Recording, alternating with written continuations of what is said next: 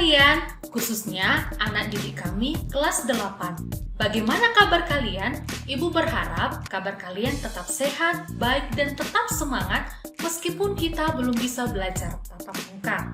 Pada kesempatan kali ini, Ibu mengajak kalian untuk belajar tentang zat aditif pada makanan, baik secara alami maupun buatan. Kompetensi dasar materi kita untuk kali ini KD 36 menjelaskan berbagai zat aditif dalam makanan dan minuman, zat adiktif, serta dampaknya terhadap kesehatan. KD 46 membuat karya tulis tentang dampak penyalahgunaan zat aditif dan zat adiktif bagi kesehatan. Adapun yang menjadi tujuan pembelajaran kita, mampu menyebutkan jenis-jenis zat aditif, mampu memberi contoh zat aditif alami dan buatan, mampu menjelaskan jenis zat aditif alami dan buatan pada makanan ataupun minuman. Nah, bagaimana? Apakah kalian pernah memakan ini? Bagaimana penampilan permen ini? Menarik bukan? Mengapa permen ini harus berwarna? Tahukah kamu, bahan apa saja yang menjadikan makanan ini lebih menarik dan lebih lezat? Apakah bahan-bahan yang digunakan bersifat alami?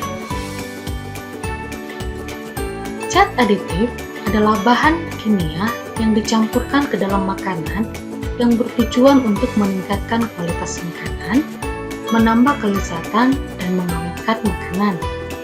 Bahan yang tergolong ke dalam zat aditif makanan harus dapat membuat makanan tampak lebih menarik, memperbaiki kualitas atau gizi makanan, meningkatkan cita rasa makanan, dan membuat makanan itu harus lebih tahan lama, tidak cepat basi, dan juga tidak busuk. Pengelompokan zat aditif dibagi atas zat aditif yang berasal dari sumber alami, contohnya kunyit ataupun daun pandan yang digunakan sebagai pewarna alami.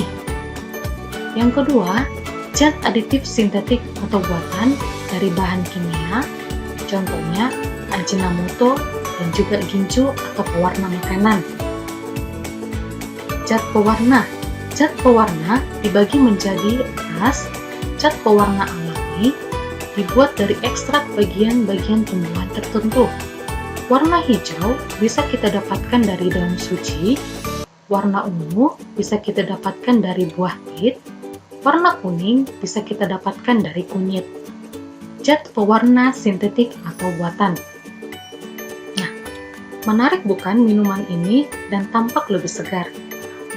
Zat pewarna sintetik buatan, contoh yang beredar di pasaran yaitu eritrosin menghasilkan warna merah yang dijual dan digunakan untuk es krim dan jelly.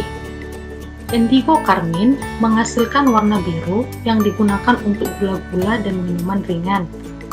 Tartrazin menghasilkan warna kuning yang digunakan untuk es krim, yogurt, dan jelly.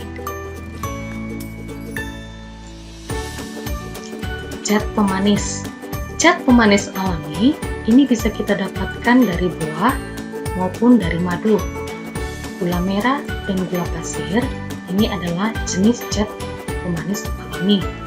Dan tentunya, jika kita mengkonsumsinya secara berlebihan, bisa menyebabkan kegemukan dan sangat berbahaya bagi penderita diabetes. Zat pemanis sintetik atau buatan. Ini adalah jenis zat pemanis yang sangat banyak dijual di pasaran, contohnya sakarin, natrium, siklomat, dan lain-lain. Zat pengawet. Zat pengawet alami ini bisa menggunakan gula dan garam sebagai pengawet yang biasa digunakan untuk puding. Pengawetan makanan ini dengan cara lain bisa dilakukan dengan cara pengeringan di bawah terik matahari dengan tujuan agar mikroorganisme mati dan pembusukan tidak terjadi. Pengasapan pada dinding atau ikan dilakukan dengan cara meletakkan makanan di tempat yang diasapi dari bawah. Pengawetan makanan dengan memasukkan makanan ke dalam wadah yang mengandung gula dengan konsentrasi tertentu, ini bisa mengakibatkan kadar mikroorganisme turun, contohnya lapisan pada buahan. Zat pengawet sintetik atau buatan, ini juga banyak beredar di pasaran dan sering juga disalahgunakan oleh manusia. Untuk pengawet berbahaya, ini jenisnya zat pengawet formalin, yang biasa digunakan untuk mengawetkan benda-benda seperti mayat ataupun binatang yang sudah mati. Pemakaian pengawet formalin sering disalahgunakan, itu digunakan untuk bakso, ikan, tahu, dan juga makanan yang lainnya. Pengawet boraks bersifat disinfektan atau efektif dalam menghambat pertumbuhan mikroba yang bisa menyebabkan makanan cepat busuk, serta dapat memperbaiki tekstur makanan sehingga lebih kenyal. Boraks hanya boleh digunakan untuk industri non-pangan, seperti dalam pembuatan gelas, industri kertas, pengawet kayu, dan keramik. Jika boraks termakan dalam kadar yang tertentu yang sangat besar, dapat menimbulkan sejumlah efek samping bagi kesehatan. Yang pertama, menyebabkan gangguan pada sistem saraf, ginjal, hati, dan kulit. Gejala pendarahan di lambung dan gangguan stimulasi saraf pusat, terjadinya komplikasi pada otak dan hati, dan juga bisa menyebabkan kematian jika ginjal mengandung boraks sebanyak 3-6 gram.